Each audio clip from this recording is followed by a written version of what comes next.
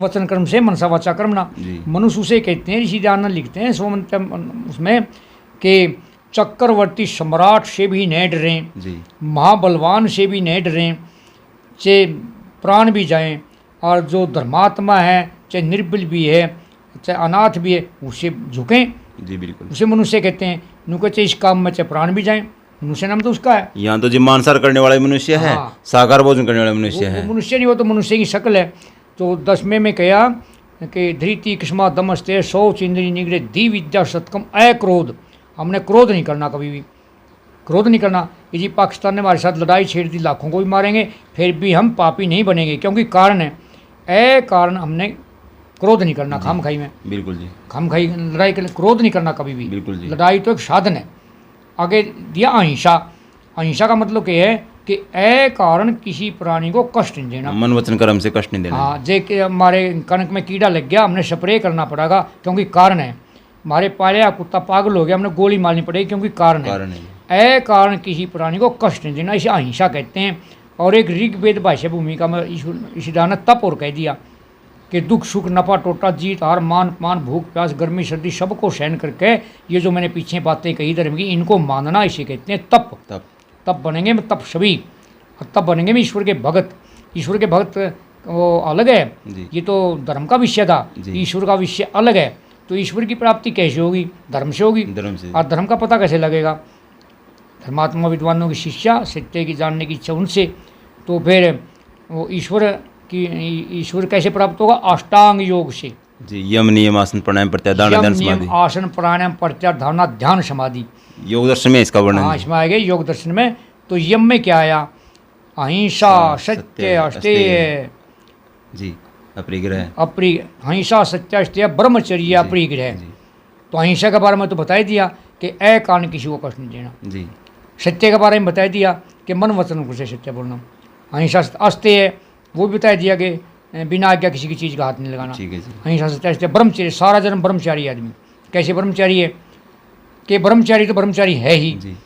फिर गृहस्थी जो ऋतुगामी है, संतान पैदा करने के लिए संभोग करता है और साल भर उसके पास नहीं जाता, वो 10 बच्चे पैदा करके भी ब्रह्मचारी है जी।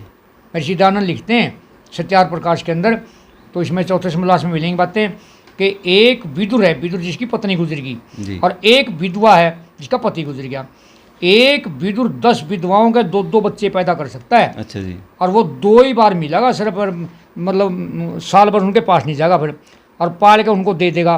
वो पत्नी विधवा नहीं, उसको पाल के उसको दे देगी, और जो अपने लिए पैदा करेगी 2 अपने लिए कर लेगी। तो 10 विधवाओं के 2-2 बच्चे 20 बचेंगे। 20 बार तो तब संभोग किया। और गृहस्थ माता 10 सारे जन्म में 30 बार संभोग किया उसने जी। तो ब्रह्मचारी है फिर भी वो ब्रह्मचारी। और ये 30 दिन के 30 दिन संभोग करते, संतान एक भी नहीं। बिल्कुल सही कह रहे हो जी आप, संतान है ही नहीं, ब्रह्मचर्य नाश हो रहा है जी वहाँ। संतान कहाँ, वो तो भ्रूण हत्या हो रही है। बिल्कुल भ्रूण हत्या हो रही है। तो इसलिए तो कहने लगे मुसलमान हम 5 हमारे 25 है और हम राज कर लेंगे। मतलब हमने वेद का खंडन कर दिया, हम 2 हमारे 2, गलत है। बिल्कुल दोस्तों, सही पॉइंट है, ये समझने का मतलब विषय है। विषय बहुत जटिल है लेकिन सच्चाई है। स्वामी जो बता रहे हैं बिल्कुल सच्चाई है ये जी। स्वामी जी, स्वामी जी से युवा ब्रह्मचर्य नाश कर रहे हैं हमारे युवाओं के लिए, कैसे वो अपने आप को रोकें, ब्रह्मचर्य का पालन करें, जिससे कि उसमें दूसरे समलास में लिखते हैं ऋषिदान, तीसरे मिलेंगी कि ब्रह्मचर्य उपदेश के दर्शन सपर्शन एकांत सेवन भाषण विषय कथा विषयों का ध्यान परस्पर क्रीड़ा और संग 8 किस्म के मैथुनों से ब्रह्मचारी ने बचना है। कि दर्शन नहीं करने लड़की के, स्पर्श हाथ पल्ला नहीं लगने देना, दर्शन स्पर्श एकांत सेवन। एकांत में महर्षि जान ने कहा कि जवान माता जवान बेटा भी अच्छे नहीं है। एकांत सेवन भाषण विषय कथा विषयों का ज्ञान परस्पर क्रीड़ा, ये सारा दिन फोनों में विषय कथा सुन रहे हैं, तो इन चीज़ों से हमने दूर रहना पड़ेगा। 8 नियमों का पालन करने का, तब बनेंगे ब्रह्मचारी। और वो युधिष्ठिर से कहते हैं भीष्म, हे भीष्म तो मेरे से ब्रह्मचर्य के गुण सुन। जो ब्रह्मचारी रहता है वो सब गुणों को पा लेता है, ब्रह्मचर्य में ही है।